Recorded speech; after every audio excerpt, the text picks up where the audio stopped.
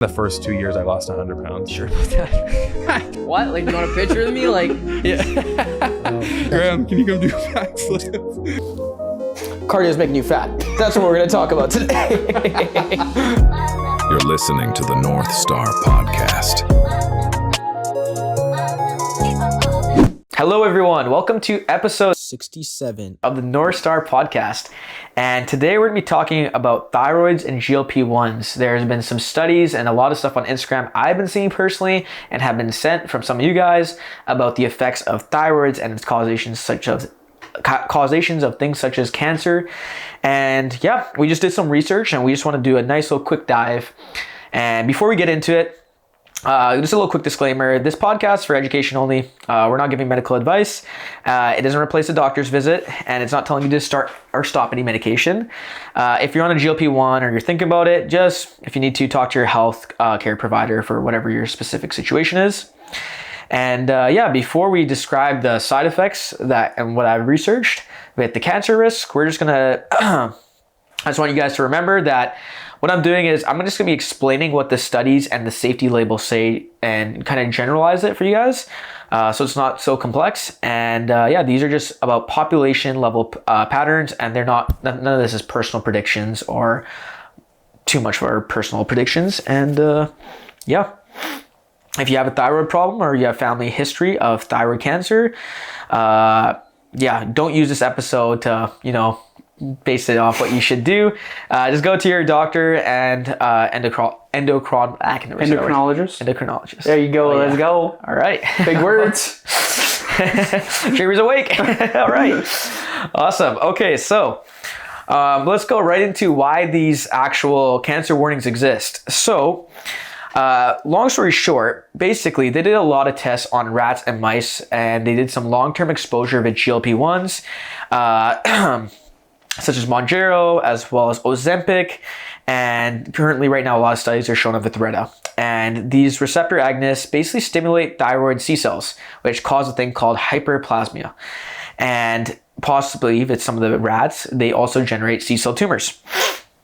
Now, on the back, these animal findings, the FDA require a boxed warning because of this, and they put a boxed warning onto the semaglutide and as well as some similar peptides, and it just says risk of thyroid C cell tumors. And that's basically why these studies have been being heavily conducted because of this.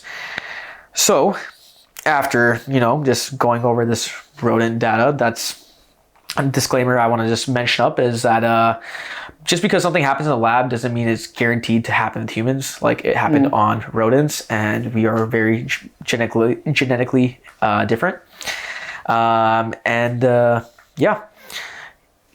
I think it just becomes like person to person, right? Yeah, it's and the thing is the studies also go into the larger basis of the masses, and and every person is different, and that small population, it doesn't get talked of enough because there's not funding, and there's a huge process when it comes to doing all these studies that people don't understand. And yeah, so what I found out with the human data is that so far, there was a cohort study that showed large randomized trial data sets, showed very few thyroid cancer cases overall when it came to humans and taking GLP-1s. And it's typically under 1% of the participants. And there's no consistent signals or even excess risk of it. And there was another 2024 study cohort, and it showed around, it was a 3 to 9 year follow-up with different GLP-1s. And they just reported that there was no substantial increase in overall thyroid risk cancer. And they also did a subtype analysis. And basically that showed up that the numbers can have been very low counts. And it was very independent and person to person. Yeah, so basically saying it's almost like any medication. Yep. Any medication comes with side effects.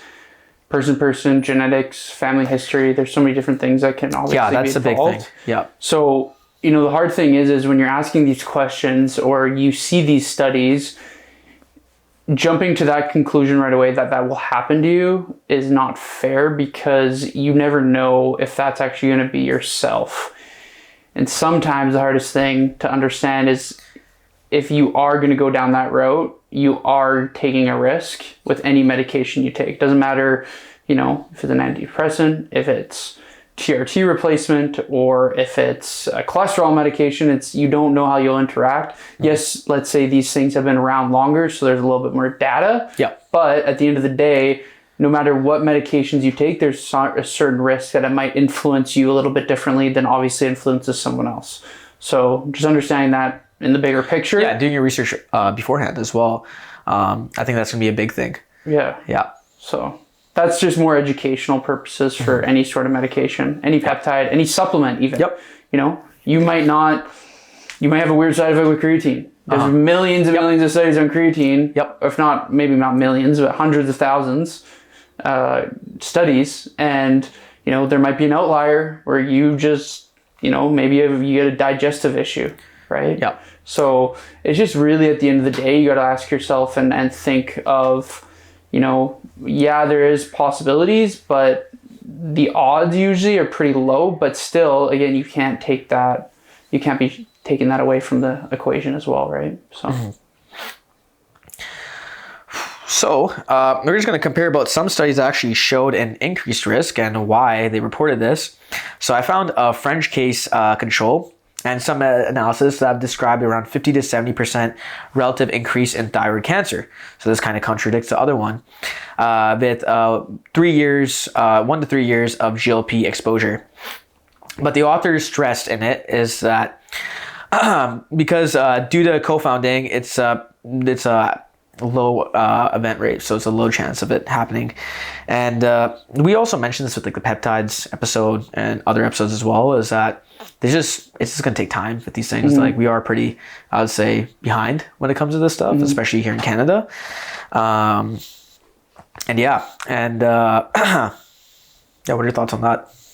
Yeah, just thinking, you know, if we look at like for example, Ozempic's been around actually for a long time. I know a client who's been taking Ozempic for like 10 years, right? It just didn't get popular until recently because the side effect of it was weight loss, which then just blew up with everything, and then more research was coming out with it. So there's always going to be a negative study pretty much on anything. It's like any food, right? Like think of eggs, for example. How many times over the years has eggs been... And milk too. Yeah, milk, whatever. It's like, okay, no, it's bad for you. No, now it's good for you. Now it's...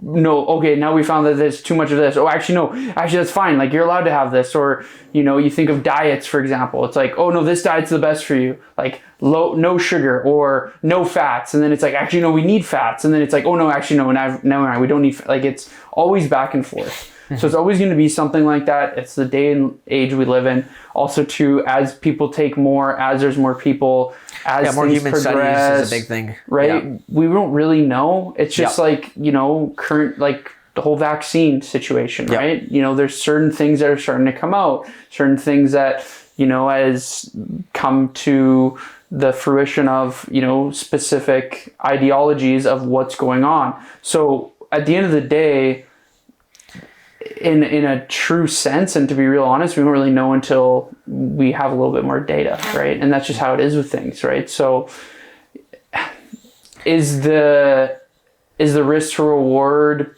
you know, beneficial to you? You have to ask yourself that question, right? Like, we can't be the ones that tell you, like you said at the beginning, we're not the ones that tell you to do it or not. But at the end of the day, you have to ask yourself, like, there are studies showing this. Is it common? Does it happen? Yeah, but is it common? No. Right? So it's just really asking yourself, what are you willing to also risk, but also to, is this something that you think that would be beneficial to yourself if you talk to your doctor, however it works? But it just goes back to that at the end of the day. Yeah. So, yeah. And yeah, the cool thing is that with social media, there always will probably be a debate about this, right? Should you take it? Should you not take it? So yeah, it's up to you to figure out what social media creators that you trust and who you want to listen to. And yeah, if that makes an impact on if you're going to take it, that's amazing. Everyone has free will. And yeah.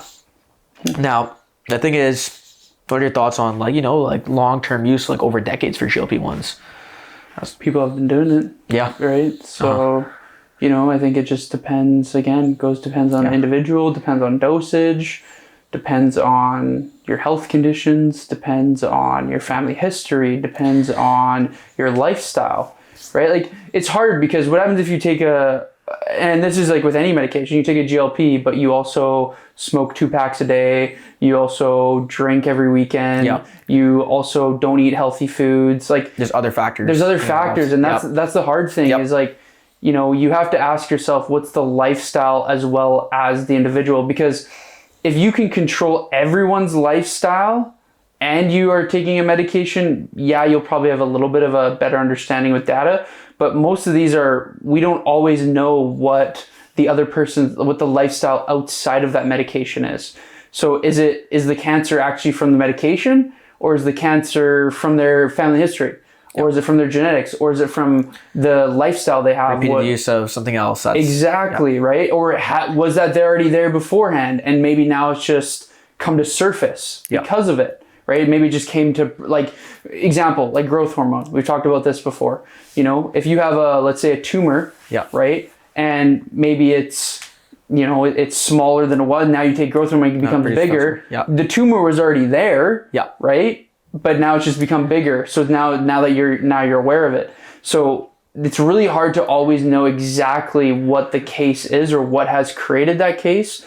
So really taking that into consideration when looking at studies, right? Just like when they say, for example, red meat, right? There's like a big study on like red meat, and, you know, people are unhealthier when they eat red meat or things like that, right?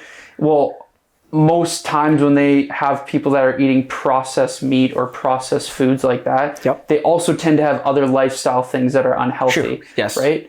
So if I go have, let's say, a hot dog once in a while, will that hot dog be the outlier? The outlier of it? No, right? That's not, you know, that one hot dog that I have. But if I eat hot dogs all day, and then I also smoke, and then I also drink, and then I don't get enough sleep, and I don't like exercise, well, of course there's going to be a different, you know, situation, right? So you always have to ask yourself, like, what are the other avenues that are being taken and understood at the end of the day too, right? Yeah, and another thing is, I think there's going to be a lot more evidence, especially coming up in the future. There's a lot more younger people I see on social media taking GLP-1s. Reddit's a big one that's gone famous. You see it everywhere, right? There's a lot more younger people that are going to take it, and who knows, there's going to be probably more evidence of them taking it long term. So a lot more evidence is going to be revealed out there. And I think, we mentioned it, like, it's not a magic tool, but if you have something with food noise, we chat about it with our peptide playbook. Make sure to go over that, watch that. You gotta, there's a lot of pros and cons, right? And you just gotta be able to outweigh those and figure out what's gonna be best for you. Well, and the medications are gonna evolve too, right? Yeah. Right, they're gonna get better. They're gonna get more understood.